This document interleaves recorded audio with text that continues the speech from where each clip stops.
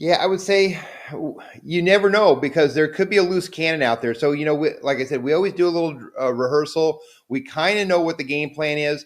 When it comes to the pastors are usually always in their lane. If it's a pastor, clergy, a priest, a monk, they're always going to keep it liturgical. They usually have their scripts that they read, and they don't go off script.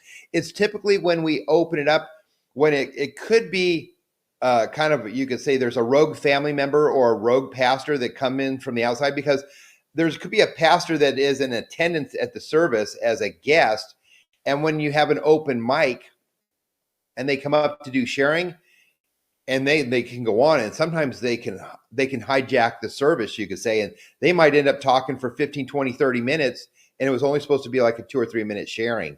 And then they could go off track where you never know if they're going to say any bad things about that person or that not nice things.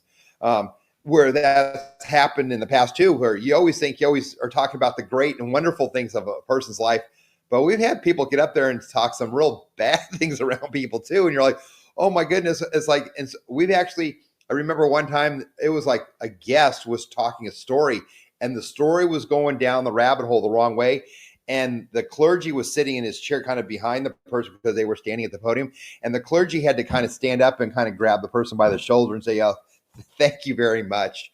And it's like, we have to move on to our next speaker because they had gone on and it wasn't going very well. But at least the pastor was cognizant enough to know, oh, this is not going well. We better move on.